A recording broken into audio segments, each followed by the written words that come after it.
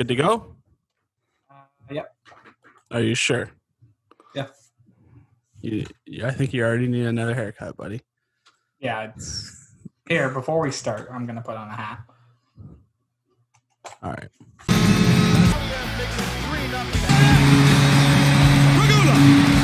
What's up, everyone? It is the O Show. We are back after taking a week off. Cody was up at his cottage. Cody, did you enjoy your time?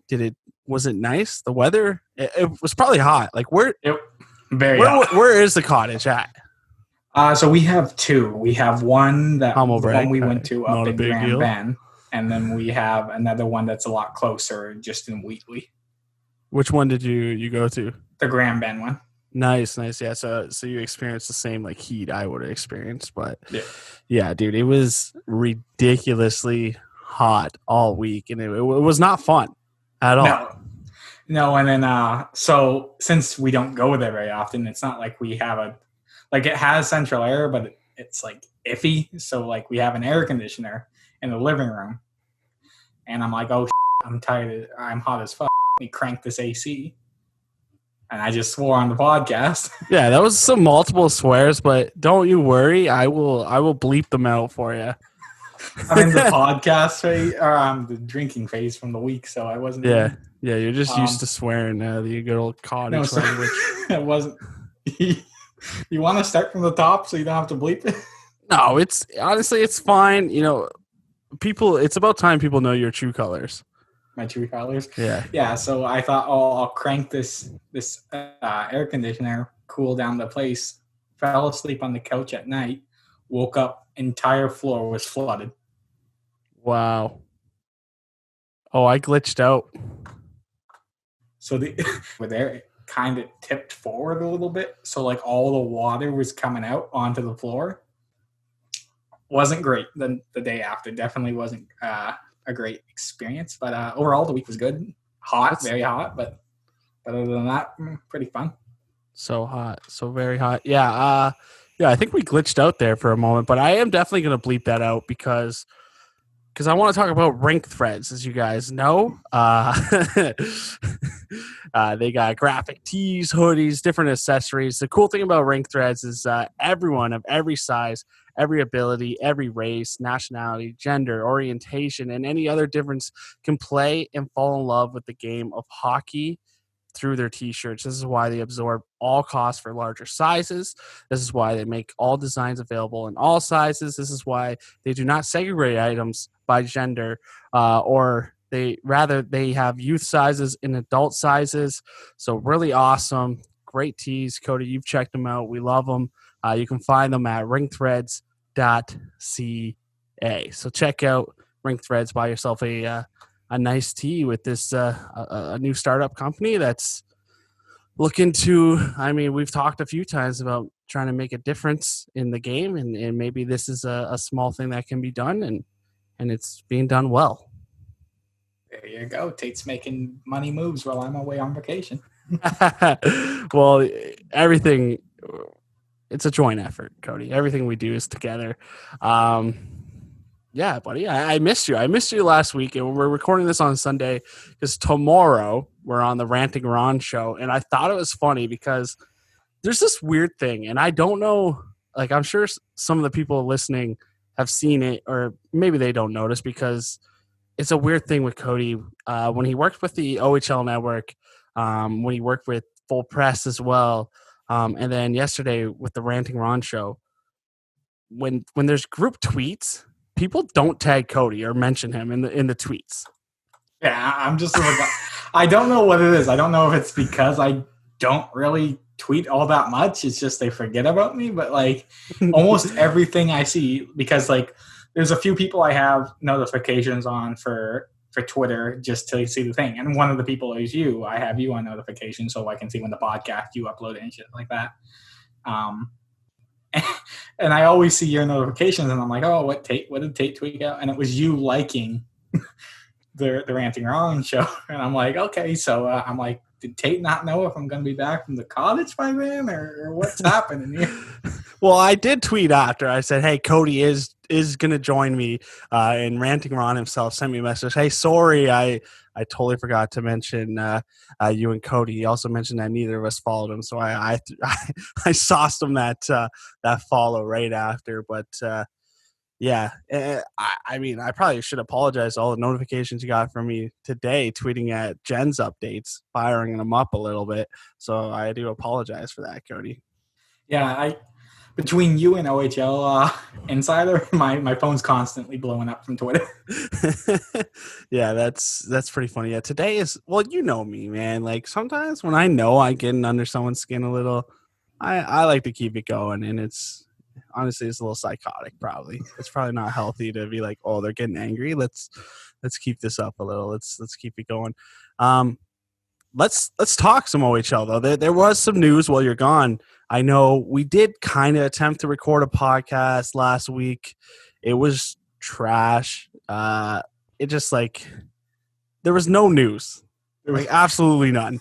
There was no news, and as Tate was editing the podcast, one of the things we discussed was somehow Taylor Hall's contract got brought up, and Tate in our group chat, he said, "I'm pretty sure both of us argued both sides during this debate."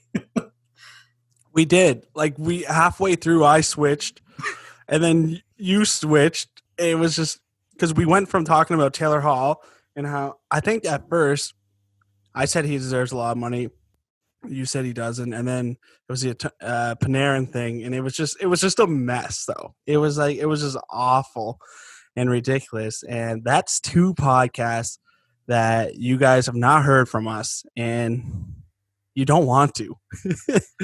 I mean, of all the podcasts, we had a special guest join us, and he's just going to be forgotten. Well, it was Jonathan Moran was on that one, but he really wasn't. He was. The first topic, you could tell because he works within the OHL now, like he's paranoid on what to say, which is perfectly fine. But like that first topic we had, I don't think he said a single word for the first 10 minutes of the podcast. No, he sat there. Next time when we get him on, we should just do like an interview, like when we get anyone else on. You know what I mean? Like, yeah. Start you thinking of him as an interview instead of a former co-host. Because it was basically like when we play NHL and just have our conversation. Because Jonathan, a lot of time, is focused on being the goalie. Because you and I are just, we don't back check. And so he doesn't talk much on that. So I was kind of that kind of vibe. And it was just a weird podcast. Definitely not worth it. But interesting news about Marco Rossi.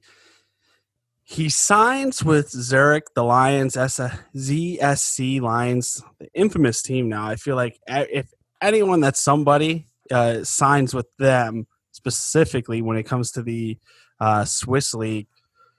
But it doesn't look like he's going to play with them, at least not until the draft and depending on what happens in the NHL. That seems to be the deciding factor. His dad was interviewed. He said the risk of injury is too high. For us, it's a matter of waiting. Let's see here. For us, it's a matter of waiting. He will thus definitely not suit up for a European team before being drafted. He has, however, been invited to practice with the ZSC Lions. I think the rest of that was from the article, but it's a strange situation. It seems to be a situation that a lot of players may be in. But do you really think it makes a difference if he started there before the draft? 100%. I think it could make a massive difference because, one, a lot of people are debating like if Marco Rossi is capable of playing in the NHL next season. Yeah. And if he goes overseas and he were to play and he performs well against men, maybe he goes higher in the draft because they're like, okay, this guy's ready. He put up insane totals in junior and he proved he can play against men already. But on the flip side, if he goes over there and struggles, maybe teams will be like, hey, this guy's already an older prospect in the draft and he's not competing to the level that he should be against men overseas. So I think it could have a massive impact if he plays both positive and negative. That makes sense because usually the way ELCs are signed are typically based on position. So if he falls in the draft, that could be, losing a couple extra $100,000.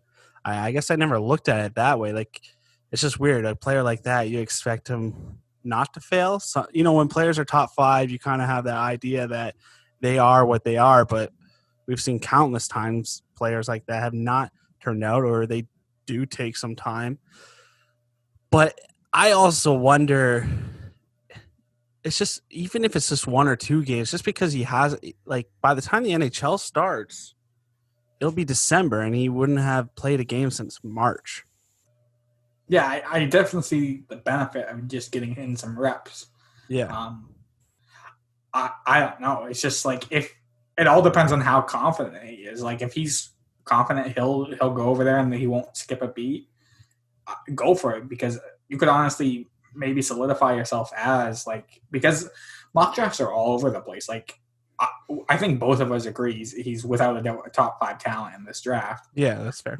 Some people think I've seen him 9. So, like, well, it depends if you're doing a mock draft now, because if Ottawa takes Stützle at 3, the idea is they may go with Jamie Drysdale at 5. They might go with a defenseman instead, and that's just based on a team that has 2 picks in the top 5. That's not a normal situation, but obviously, I think he's talent-wise there. Yeah, he's definitely who I think Scouching nailed it in the sense of how he ranks his prospects, where he just tiers now. Where, like, this guy's a tier 2 player in this draft. Obviously, Lafreniere and Byfield are tier 1. He's a tier 2. So I think you can throw him in with the Drysdales and, I don't know, Stützle, the Raymond. Stützles, and Raymond's there, but I don't think he should be there. But yeah, we've had a debate with that, and maybe obviously closer to the draft date in October, we'll probably have Will on or Tony. Well, probably both. I really like that dynamic with having them both on. We'll have them on again, and we'll discuss all those players. But yeah, it's one of those things. Maybe he gets some. I think the one thing we can both agree on is, if he doesn't make the NHL, like, playing in the Swiss League is his best option. Like, he can't go back to the O. No, if he doesn't make the show, there's no O for him. He well, rapper there. I went to the cottage and came back a rapper. No, I think, like, it's best for his development to play against men next season, whether that's overseas or in the NHL. And on a positive for him too, like, why would you return to the OHL if you're good enough to play overseas and you can make like $400,000 doing so? That's it. That's exactly right. It doesn't make sense for him to come back to the O, no matter the situation. If it comes down to just practicing with the team for now, like you said, getting those reps in, maybe playing 1 or 2 games at most. And to me, the risk of injury, say he plays before October 9th or 10th, whenever the draft is, say that first game he gets injured. This is kind of crappy hypothetical. I was going to say, would that affect his draft stock? But you could be like, what type of injury? That's exactly what I was going to say. Like, if we're talking a broken leg, yeah. Like, it depends on the injury. So, obviously, unless it's a major injury, I don't see how an injury could affect his draft stock that much. Like, Morgan Rielly played 18 games his draft year and went 5th overall. Alex Galchenyuk, did Alex Galchenyuk even play a game his draft season? I don't think he did. And he went 3rd. Not one game? I don't think so. I think they banked it all on his insane first season. Let me see. Yeah, while you're looking up. Yeah, I don't know if it would affect his draft stock either. It's one of those things where I just said, when you expect a player to go that high, or if they're in that tier, you kind of expect them to be a certain type of player. And depending on the injury and how significant it is, if it's just something small, I don't know, even there's injuries where a player will most likely be the same. Yeah. Yeah, so Galchenyuk, his draft season, played 2 games, had 0 points in 2 games, and then played 6 games in the playoffs where he had 4 points. But the year before his draft year, he had 83 points as in his first year in the O. So they banked on that. But, like, if a guy like that goes third overall and he only played 2 games this draft season, I don't see how unless a severe injury affects his draft stock that much. Yeah, no, that makes a lot of sense. The other interesting thing coming from this is what players does this affect? Are we going to see? Obviously, Marco Rossi is a European player. It's a little easier for a player like that to leave the OHL and leave Hockey Canada's development program. Um, I say that with quotations, obviously, because he's not really part of that program, Marco Rossi, although he is in a way. It's going to take. We've heard rumors about Lafreniere signing over there and possibly, again, it might be just a few games because even if the season started on time, which it looks like the Q will, and we'll talk about that in a bit, it doesn't make sense for Lafreniere to get a few rep games in the Q. Yeah. And like Quentin Byfield, it just makes more sense, and it'll definitely be more impactful if these players go over there and play, a month. I don't know, because they're kind of used to playing a lot of hockey too, especially the last few years of their career. They're always playing some type of hockey in the summer, at least. Yeah, like especially once you get to like that top end talent, like that tier 1, tier 2 talent, like how much is returning to the O or the Q or the WHL? Like how much can you really count on that for getting players up to game speed if they truly think they have a shot at playing in the NHL? Because that's like a practice to them at that point. They should, if they're gonna get into the rep games, do it against men overseas. Yeah, it makes the most sense, and I would say that Lafreniere and Quentin Byfield are probably the only 2 players that could do that. Jamie Drysdale could, but I don't think that really matters for his development if he played a few rep games in the O, because more than like he's coming back to the OHL wherever he gets drafted. It's more than likely he comes back. The other interesting thing is like players like Stützle and Raymond, like they're still with their teams before they're drafted. So are they going to be playing games? It's an interesting factor, especially you got to this is a weird thing. You talk about, draft stock and where they're going to go. Like these players, it's a next season for them. So you probably have an expectation for them to be better than the season before, and they haven't even been drafted yet. Yeah, that's a weird thing because like these players are going to be, they're going to be the oldest players drafted ever. I saw a debate on Twitter about guys who are in their draft year and will return to the OHL or whatever next season, or guys who are heading into their draft year. And because it's such a weird thing where they have like no off season in terms of like on ice at all, or like how much of a jump can you expect these players to make? Because you're like, oh, they're in their +1 year, we expect them to be way better. But like, how much of a jump can you expect? I know they play the most of the season, but like without that off season of the playoffs or anything like that, should you temper your expectations of what a player will be next season due to the weird situation we're in? It certainly depends on the player and what you expect in them to develop. Like with a player like Quentin Byfield, when it literally is based on maturity and age and just, growing up to be a man, you might have different expectations. But a player, say, I don't know, like Cole Perfetti, where you want him to work on his skating, obviously he really hasn't had that opportunity unless he's playing, I'm pretty sure, in Ontario. Unless you're paying for private ice, I don't think there's an ice rink open to the public right now. Yeah. So that's what I was wondering. Just like, obviously you want to see improvement every season between young prospects, but like, should you expect the same jump that you expect every other year? I, it really is tough. I don't think you can.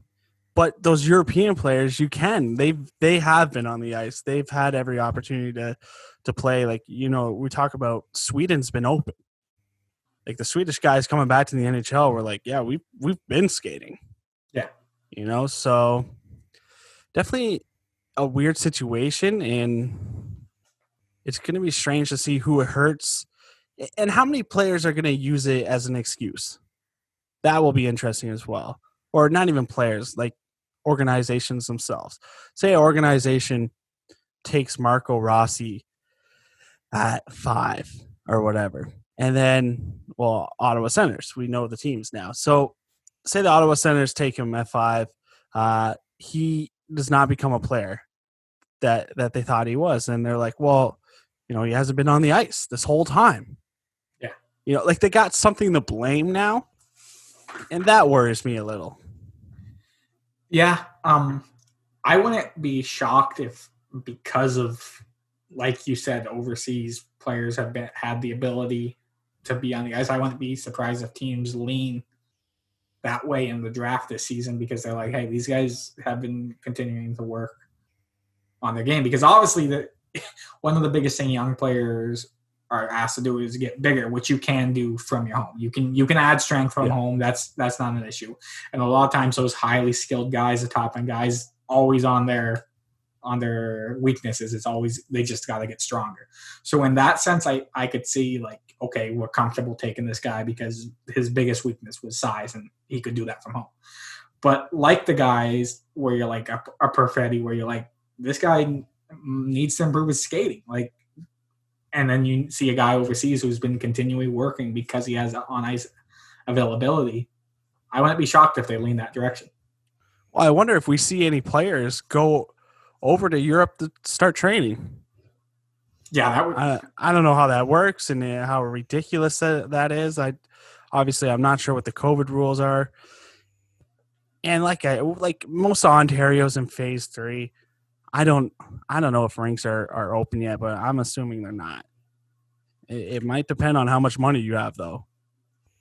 Yeah, that's a thing. Like, if you have the money, I'm sure you could find a rink. And I know we just use Marco Rossi as an example for a few things.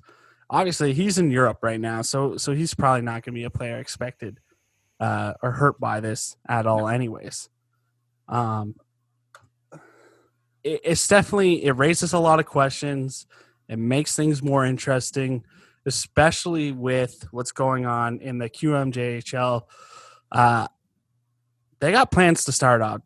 Josh Bell tweeted out, basically he translated a French article. They're aiming for an October 1st start date. That's 9 days before the draft. Some key points he put is 60 games instead of 68.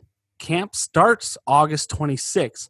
Long camp, obviously, probably because of the layoff. I'm not sure how many exhibition games would be in that. League redeveloped into 3 divisions of 6 teams. All games will be versus division rivals. Max 34 players at camp instead of 60, so small camps. And obviously, spectators are still a question mark. What do you think of that? The Q coming up with a plan. They're the first of the 3 junior leagues to kind of state their plan. Obviously, the one thing the Q has on both the Dub and the O is they have no American teams. Yeah. So which I think is why they're the first to come out with their plan. That's the biggest thing with the O. That's where the questions lie. Murray Pam reached out to me as well. He first tweeted, OHL also aiming for October 1st minus fans. One issue, if all goes well, CHL season will open prior to the draft. Will exception be granted to allow top prospects to play, or will they sit or leave for Europe for 2 months? So again, kind of what we were talking about before. Is the CHL going to give exception for top prospects to play, or will they sit? That's a big question. He also messaged me because there's still a lot of debate going on saying the OHL will not start. They will not start without fans. And so Murray sent me a private message. He says, I have 4 sources, 3 hold positions in the league, the OHL. The other is a player whose dad is a work colleague. Moving the teams is under serious consideration. This is moving the American teams. Was even given the cities where teams may call home for the player. Definitely no fans for up to 2 months. Expense to clean, disinfect outweighs a few hundred ticket sales. We also talked, Cody, we talked about this before. So how are they going to do it with no fans? The idea is a TV deal. It's almost the only way to do it. If you can get enough money to bring in that TV deal, you get the American teams for 1 year to play in different cities, hub cities. You do the divisional thing. It can work. Yeah, it can. If they go through the steps that you just named off, like the biggest thing would be the American teams playing in hub cities. But my biggest question mark for that is like how much can you expect? Like, what's your expenses going to be for a team that has to play in a hub city? Are you going to be spending way more than you typically would? I wouldn't believe so. Why would you? I don't know. It's just like the familiar, the familiar words that you can't say on. So yeah, it's just like with everyone, the situations you have, everyone in your city. You're going to this. I'm sure the OHL would connect them with the appropriate people, but I don't know. It's just a question I would have in terms of like, is everything going to be the same? I'm sure there's going to be hiccups along the way if you're in a hub city you're not familiar with. There we go. I got it out. Yeah, that makes sense, obviously. But when it comes to staff and everything, so take Flint, for example, their kind of affiliate team is the Leamington Flyers. Say they move into that arena for the year, whatever. That rink it's big enough to hold fans if there is a possibility for fans.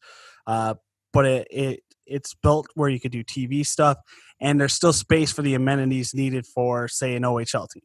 They're going to need to find places like that for sure. But more than likely, they would use the staff, the Leamington Flyers staff, for that city. You know what I mean? Yeah.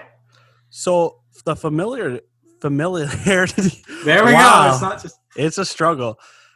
So that would only be really for the returning players and maybe the coaching staff and some of the management team, right? Yeah, I guess that makes sense if they keep the staff that they're for. And you think for most of these players, how many are traded and stuff? You got to get used to stuff all the time, but it would be a super temporary thing. Yeah, it would be like putting duct tape on something. Like it would be just a patch for now. Like I'm sure there's a few cities, Cornwall, probably Chatham, probably. There's the tough thing I think would be, would you want to keep them, like say Erie has to play in Cornwall. So now they're all the way up north. Are they up in a division? Like, will they realign for that one season? You know what I mean? Yeah, I never. Or would they have to pick cities in like Essex County, Chatham, Kent, the Niagara area, Sarnia, like places around the border? They kind of keep them in the same division. I'm not sure. Yeah, I would imagine they would lean towards that direction because if you do put them up somewhere where they're closer to other teams and you would probably want to realign the divisions, I think that would just be extra work. But I don't know. They could throw it out and do something totally different where they do temporary divisions just for this season or cut it down to, I don't know, just like groups, I guess, in a sense of these are your groups for the season. Don't call them divisions, I guess, if you don't want to, but it would be interesting to see how it plays out. Does with the Q, with what they're doing with the 6 teams in the division and you're playing those same teams all year, like, I don't know if I like that because I mean, we kind of seen it with Ottawa this year in the conference. But like Ottawa and Kingston, take this year for example, would be in the same division. Yeah. How many times? Like, how many points are these guys ending with? How many extra wins? Because now we're talking. Because these guys usually play each other. Like, how often they play divisional rivals? 9 times, 10 times. I think it is. It's pretty high, I know. But we talked to Jonathan about it one time. Do you know? Oh, I thought you were just stating it. I'm not. I think they're pretty close to it. Probably like 8 times, maybe. Yeah, maybe 7 to 10 times.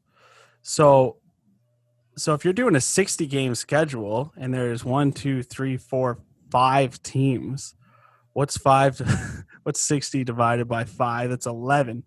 See, I guess you're only playing. That doesn't seem right. How many games? There's only select rivals that do that, right? That play that many games against you. Because that would be 11 games. Yeah. So maybe I should have looked up how many times Ottawa played Kingston this year. Well, I'm sure you could just type in Ottawa versus Kingston and see. Here's the schedule. All teams, Ottawa. I typed in Ottawa versus Kingston. I got cost of living comparison between Kingston and Ottawa. That's funny. KGN. So it says 8 times. Oh, I nailed it. So there will be 3 more games against, Kingston. And then how many more games against a team like Hamilton? They played them 5 times. So that would be, 6 more games. Yeah. Against Hamilton. Like, you're talking the best team in the league playing 2, one. I don't want to call Kingston bad, but like basically the 2 teams that barely made the playoffs. Oh, Hamilton was in about 10 points over. But you're not talking the top teams. No, you're playing lesser teams. Like Ottawa's getting more wins is what I'm trying to say. Yeah, there's definitely a debate to be like with the way they're doing it with the 3 divisions of 6 teams. Like there could be some concern if you have one division that has a bunch of like pretty even teams, and then another division has a clear cut like this team's gonna steamroll this division, like it's not even close. Yeah, and then like what if a player like Mason McTavish in that division puts up 60 goals, but you're like, 2 of the worst teams in the league, although like Peterborough will probably most likely be one of those teams next year, are in your division. It would be tough looking at stats and stuff when you're scouting players and how to say, okay, this person did have a good season. Like you would probably rely on your scouting more from the previous season. Yeah, you definitely going to have to look at the quality of competition when you're scouting, because like you said, like I guess you have to look at it in the sense of like, where are these points coming from? Is he getting a chunk? Is he having like 8-point games against the crap teams, and then he's just he'll put up a point a game in the other games, or is he like really relying heavily on beating up on the lesser teams? But like scouting wise, I definitely could see guys who did well their rookie season who maybe don't put up the craziest numbers, but you have that track record. I could see some scouts feeling safer going that direction, because it's just going to be a weird situation. It would be a very tough situation, and then the playoffs would be just great because you really don't know who the best team is. It would be a lot of fun because you could say, hey, a lot of nights this team looked good, but it's like, yeah, a lot of nights they didn't play the best teams. So, and sometimes there's teams that just have other teams' numbers. They just play well, whether the coaching matchups, for whatever reason it is, they struggle against certain teams. So that would be a dynamic. It would make it all interesting. And it does, like, they have to do something to get the season going, though. Yeah. No, it definitely, just to add on to your point of, like, you really won't know who the best teams are. Like, if that situation does occur where like one team is just beating up on everyone in the division and they end up, say they win 53 games out of 60, they just destroy the league because they're playing lesser competition. They could actually be a worse team that finishes with 40 wins. It's just they were playing fair competition where the other team was just rolling through the garbage teams. Yeah, and how does that work for the record books? Hey, these That would guys be went on a 30-game win streak. that I would don't know, be like that would be a debate 100% if it went that direction where, like, say they break the record, like say they get the most wins in the season. Does fans and does the league look at it and say that's the best season in OHL history? I don't think you can. I don't think you can. So that's for sure a question of what happens, and obviously the American thing is such a big factor for this. And from Murray, it sounds like they're working on it. They might do a hub city maybe for the whole league. Who knows what they decide? I did see it proposed, and I don't like this idea. I'm sure you won't like this idea. It's a crappy situation for a lot of teams, but what if they did a redraft of the American teams? So, all the other teams get to pick players from those teams, like a fantasy draft almost. Well, you nailed it where I wouldn't be a fan of it, but just to get those players on other teams. And then you, like you said, you don't have to worry about, where these players are going. It's basically like a trade for 1 year. You have their rights for 1 year. So you're loaning them, yeah. Yeah, you're loaning them, but how would that work at the deadline? If you were to trade that player for assets, who gets those assets? That would be an issue. The other thing is, how do you sort the people? Jamie Drysdale, he's looking at his Erie team. Okay, we were young. Now we're coming up. This is a shot. Cole Perfetti, same thing. Like, all right, we would have had a great shot this year. We're going to get another shot next year.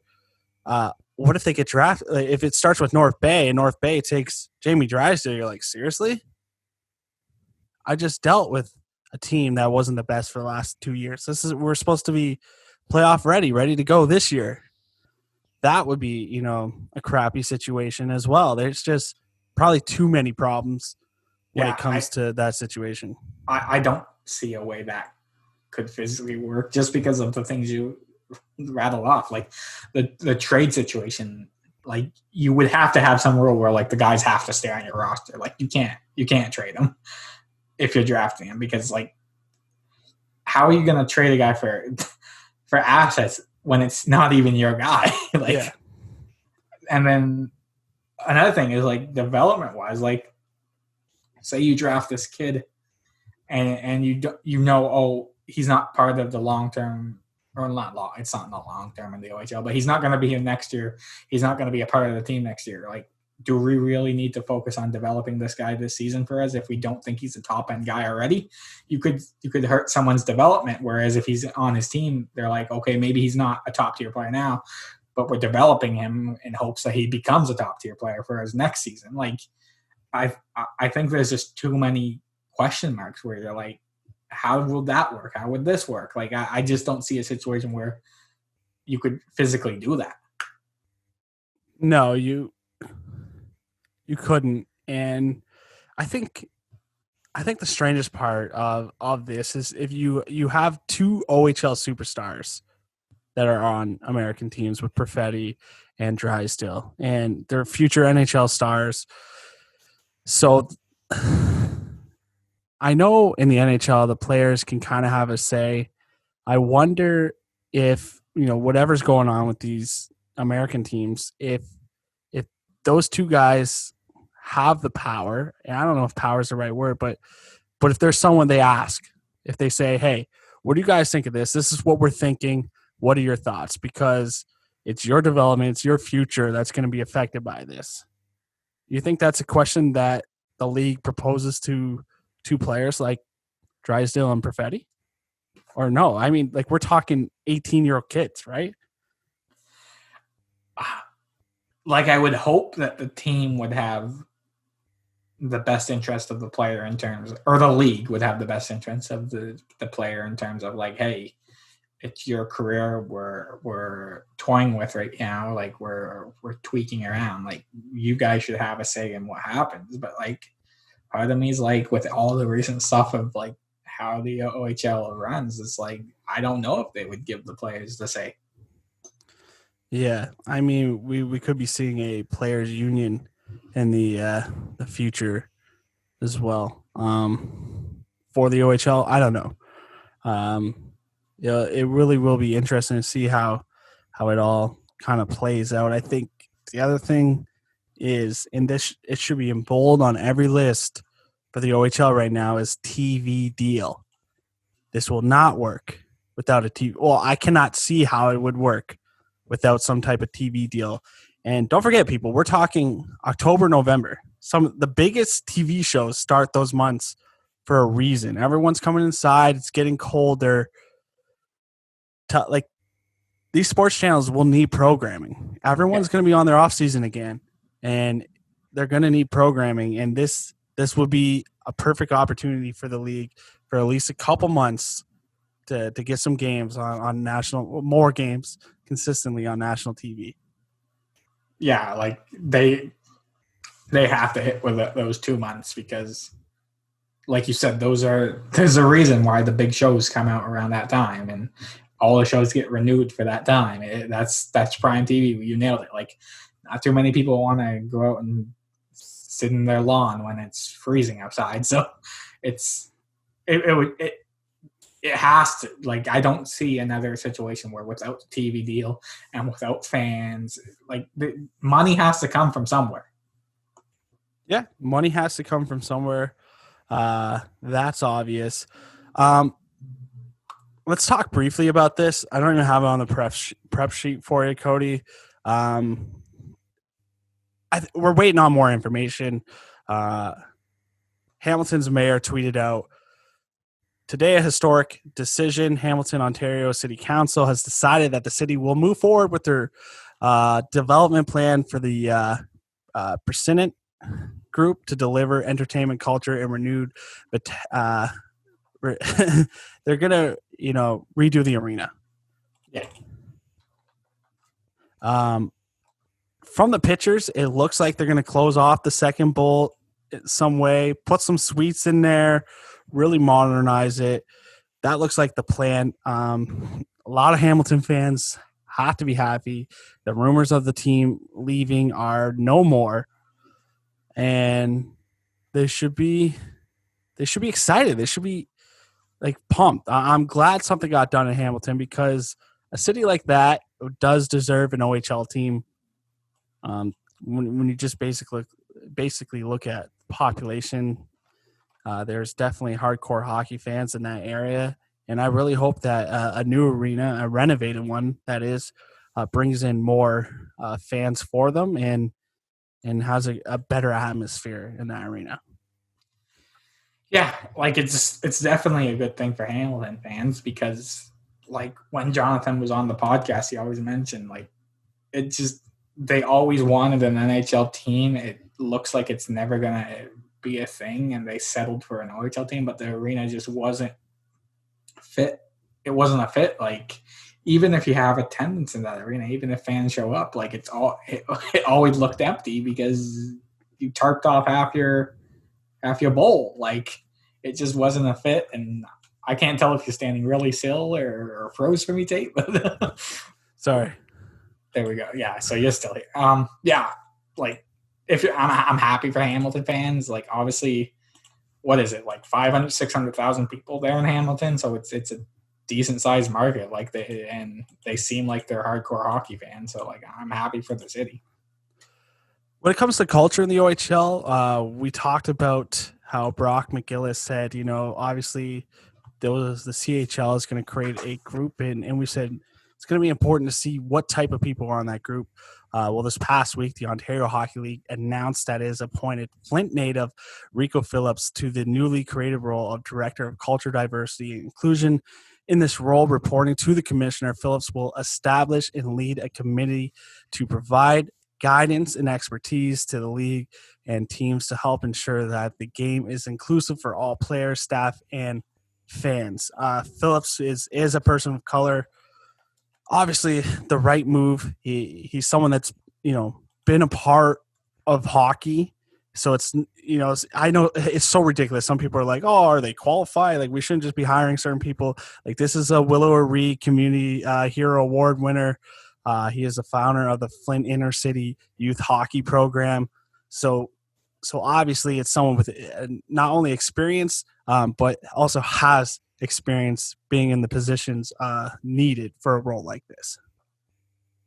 Yeah, like it seems like you nailed it. Where like it fits both situations. Where like obviously you have the experience in hockey, but you also fit what the issue is. Like you'll come from a point of understanding what it's like in that position. So it's definitely a good sign for the league, and this is definitely something that needs to be done. And I'm glad they're pushing forward and moving along with this. Yeah, it's great news, and obviously, let me go back to it here. So yeah, they'll have recommendations for the league's current policies and for players, staff, and the way they're doing the training and everything. So they'll really be involved. He will be, and it's a good move by a league, and I'm excited to see that. I don't like saying something has been done because it sounds like when you say that issues have been fixed, but I'm excited to see that they're going in a direction to have things fixed. If that's they're taking the steps needed to move in the right direction. Exactly. Let's talk a little NHL, and then we'll wrap this all up. Play the sounder right there, Cody. You can play it. Good afternoon. Pigeon. I guess that's what I'm saying, Brooksy. I can't really hear what Jordan says because I got my 2 Stanley Cup rings. How many times are you going to get run over, Willie? Oh, now the booing stops. So the NHL hates the Toronto Maple Leafs. That's a thing. First, so the Toronto Maple Leafs are they have a 5-game scrimmage series type thing going on with Team Anderson versus Team Matthews, basically the top forwards versus the top defensemen, and Anderson. They hired refs, and the league put a stop to that, basically saying it was unfair. Did you see that, Cody? Yeah, I kept up with that. which is, it's kind of true. It's kind of ridiculous in a way, but I think you're like, okay, I get it. Maybe a team like Arizona can't get professional refs, although they could fly them down. It would take more steps to get, NHL refs to their area, because there's most likely, and that was an assumption made by me, that they're not in their community. But then later that week from Elliot Friedman, they talked about the CBA, and I didn't know this, and obviously a lot of people didn't notice that this was in there. The Toronto Maple Leafs are no longer allowed to keep their facility open throughout the summer as teams raise concerns about it. Cody, I want to get your thoughts on that. Is it ridiculous? I have thoughts. Is it a ridiculous thing that teams had a problem with this? Like the amount, when I read this, so I was at the cottage. Now, as you do at the cottage, you drink. So you mixed anger with drinking, and it wasn't a good fit. That day, I was losing it. I'm like, okay, the refs, I can kind of let slide. The points you made, like other people are throwing it around on Twitter, like, fine. Not every team's gonna have the ability to get pro refs to come in like the Arizona. You would have to fly it in, and it would be a lot more work than the Leafs would have. But their facility, every team has the ability to leave their facilities open in the summer and let their players come there. Like it's not like the NHL goes around with a lock and chain and locks up every door except the Leafs in the summer, and they're like, okay, go ahead, improve your prospects. You guys now. You guys got to sit out. it's complete and utter bullshit. Like, there's no other word to it. Like, it's complete trash. Like, there's no reason why the Leafs shouldn't be allowed to use their facility. And then the argument's like, oh, not every team has the same level of facility to improve their players in the offseason. Boo-hoo. No one's complaining where in Dallas you don't have to pay. You can get players at a cheaper rate because you don't have to pay a tax like the Leafs. Like, there's markets that have competitive edges in certain situations. The Leafs happen to have a great facility because, let's not forget, they bring in a shit ton of money for the league that lets teams like Arizona and them float around for years and years. But it's complete and utter bullshit. I agree. I do. I mean, I wasn't as upset with you because I'm not a baby like Detroit Red Wings fans. But here's the thing. What I don't get that does not make sense to me is a team, the Toronto Maple Leafs, pay how much money into this league? Yep. And constantly rules are made to stop them from spending money. Who cares that they make the most money? Is there going to be a salary cap on management soon because how much money the Leafs spend? Are they not going to be able to hire all these, consultant coaches, like Barb Underhill and these coaches? Where does it stop? The facility obviously being open is a thing, I guess. It's something. Not a thing. No. It's not a thing. You're right. Every team can do it. Every team should be able to afford to do it. Like, how much money are we talking? And they're trying to get better. The other thing that upsets me, the Maple Leafs still suck. Yeah, that's the thing. It's not like they're the best team in the league and just tearing it up, and we're like, oh, how can we keep up with the Toronto Maple Leafs? It's like, no, they still suck. No, like that's the thing that another thing I want to touch on. If anyone comes up to me and says, oh, the league leans in favor of the Leafs with goal reviews and offside reviews, and it's up in Toronto, everyone's reviewing up in Toronto, they're biased towards the Leafs. You can stop that. The league, I don't want to say the league's against the Leafs, but it sure looks like that they're not in favor of them. Well, obviously the owners of the other teams, it favors more than the Leafs. MLSE, like, they make a ton of money. They do. How is that an issue, though? Another thing that people forget is the Leafs' ability to bring in players in the offseason and facility. You couldn't help, like, they revived Tyler Ennis's career. They helped save that because he was able to come to Toronto ahead of time and work on it.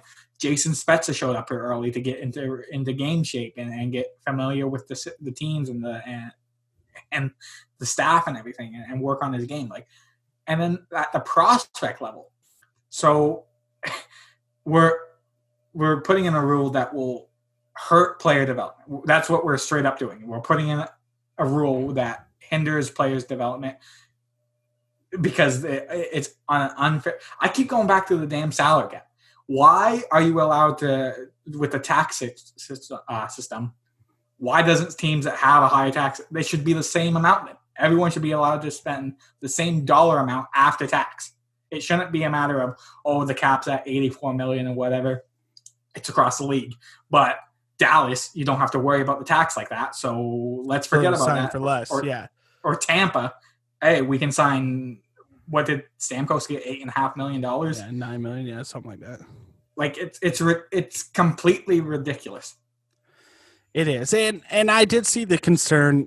Maybe it's a PA thing, but I haven't been able to find the idea that it makes players feel like they have to go there, they have to work on themselves.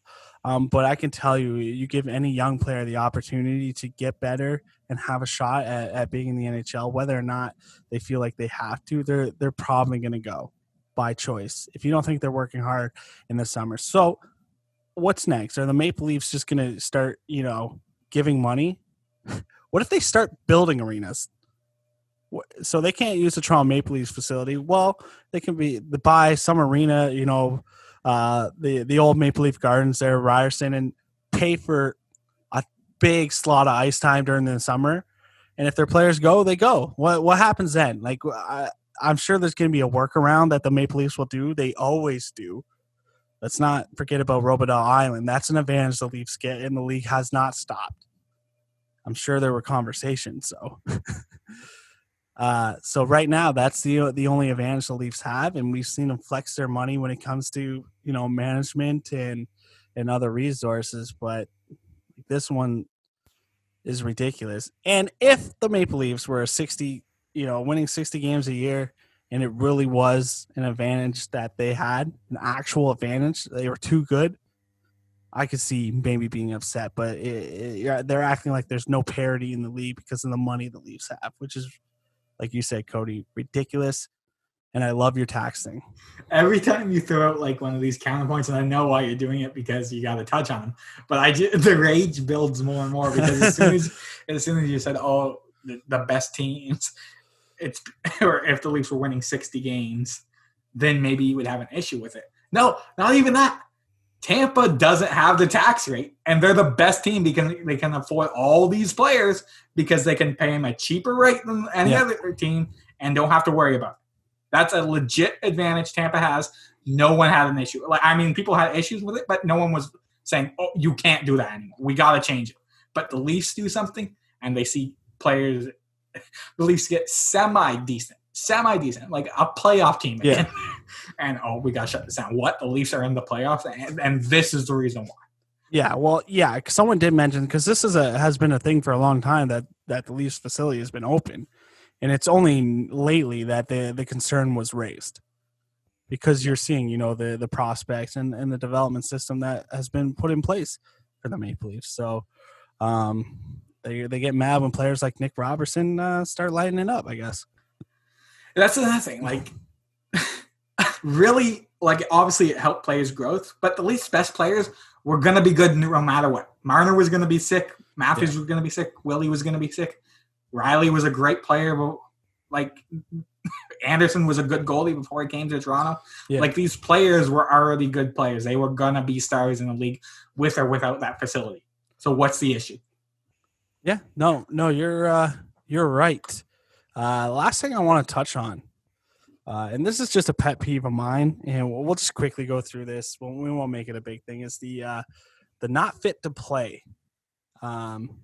Basically, the NHL has stated that no matter what it is, COVID-related to injury-related, the teams are only allowed to say not fit to play. So you thought it was bad with upper or lower body injuries and being confused of what's going on with these players. Well, it's worse. The speculation when someone's deemed not fit to play is crazy. We're talking Johnny Gaudreau. People thought he showed up to camp fat. Like, he's out of shape. It's awful.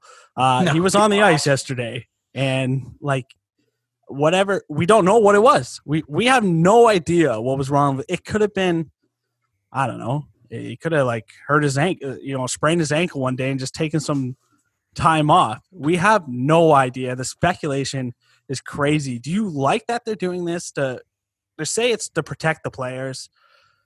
Like, was this a right move by the NHL, or is this going to be an issue when the media access? Obviously, we're a little biased with the media access, but just give me your thoughts on it. I mean, 100%. I get why the league would go this route. Like, you've got to protect the players. If you're trying to hide who has COVID and who doesn't, or who's an actual injury,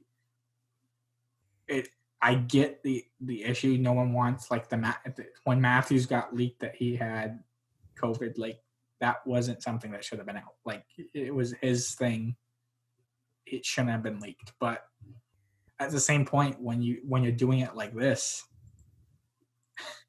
it's just a weird thing. Why couldn't the league just, instead of saying, hey, we have this, they're unfit to play. If a player got tested for COVID, why couldn't they just throw him in like, hey, he has an upper body injury right now? That way you could at least tell them, like, you could hide him in one of the types of injuries. You could be, oh, he's upper body. Because what was it? Babcock used to say upper body's typically 10 to 14 days anyways, 2 weeks of quarantine and you're back. So it would fit that fit that thing. So when you're going with something so broad where it's fit to play and it could be anything, it just leaves question marks because like a fit to play thing, a player could be out a couple days for unfit to play, or a guy could be out 3 weeks. Like you just don't know. Yeah, you have no idea how long these guys are out or what's going on, and obviously even with the COVID situation, like I don't know why. Like, why are we afraid to say someone has it? Like, where's the stigma coming from? Yeah, I get like I said, where I'm like, it shouldn't have been leaked, and that was his thing to release by himself. I still think that shouldn't have been, like, Matthews should have been, if he wanted it out there, he should have been out there. But if it does get out, I don't think there should be a stigma behind it. The only thing, it does make it look like they're hiding COVID numbers. Maybe it looks like there's more cases than maybe there is because of all this secrecy. That was my next question. Like, are you worried a league like the NHL, and we've seen them do it before, and there was a lawsuit over there where concussions were hidden or other injuries, and players they weren't forced, but they definitely were kind of made.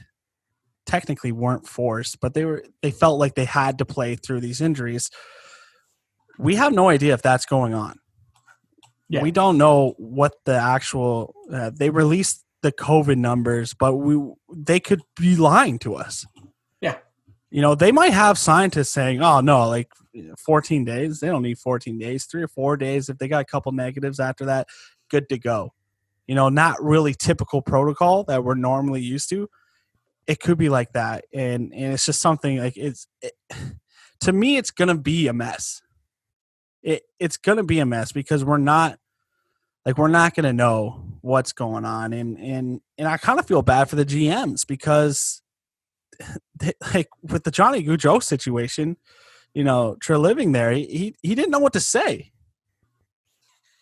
Yeah, you do feel for guys who, like the GMs, who are asked the tough questions and he doesn't know what to respond. But like, all I was gonna say is, like, if it does somehow get leaked that, like, it comes back to bite them and they are actually hiding COVID cases, it's not a good look for the league at all. No, it's a terrible look. If it's just truly they just want to protect those few players to do have it, fine. I think there were better options. Like I said, I think you could have just hit it in with a vague injury, just like I said, throw it in with an upper body and leave it at that. I just think the unfit to play is a weird way of wording it and grouping all these things, because now we have no clue what a player is experiencing. The thing that I don't get, and this will be my last comment on it, I guess, is we're saying not fit to play because we don't want people to know they have COVID. Well, guess what? They think they do. You know what I mean? Yeah. I saw someone on Twitter today about Boston. I think Boston has 8 or 9 players now that are deemed unfit to play, which is crazy that it's that big of a list. And all the comments were like, so you're saying half the team has COVID? That's like, everyone assumes it's COVID. That's the thing. And the players that are out, and there may be no official word that came out that they have COVID, but the fans are definitely thinking it. And I think it's safe to say a majority of people, even media, are thinking that until they see them at the arena. You know what I mean? Like, if they're in the stands watching, like Timothy Liljegren was with the Leafs, I think it's safe to say, okay, they probably don't have COVID. I would hope not. Yeah, the thing, I think the unfit to play could, in some cases, like the name I'm going to throw out, and just for assumptions, like, say Jake Virtanen was deemed unfit to play. Like, the video of him or the pictures of him at the club, automatically you're thinking, oh, he has COVID, even if it's an injury. Yeah. Because they're putting it vague. And people will trash him online. Yeah. Even though they're on patios themselves. So It's just it's not. I don't like the decision they did. I get the mindset behind it. I just think it wasn't executed properly. I agree with you. I think we get why it is, and we're gonna accept it because it is the way it is, and there's no way around it. But we both think it could have been done a better way, and definitely not add to the speculation because that's what they've done. That's it for this week, Cody. I think the exhibition game. So let's see how many days we're about. Well, by the time this podcast comes out, it will be 1 week until we get to watch an NHL game. 1 week. Any hockey game I will watch right now live. I've been loving the mini tournament. The practice highlights. Yeah, me too. So yeah, we'll. The podcast is coming out that day. That's awful. So next podcast we'll preview some of the key matchups going into the qualifying round, not the playoffs. And then we'll go from there. We'll see who our guest is next week. We'll reach out to a few people, and anyone you guys want us to talk to, as always, you can let us know, and we'll reach out to them as well. So that's it from me. Follow me on Twitter at TayHarris9. Follow Cody on Twitter at CodyWall62. Have a good evening, night, and evening are the same thing. Morning or afternoon, whatever time you're listening to this. Please enjoy your day.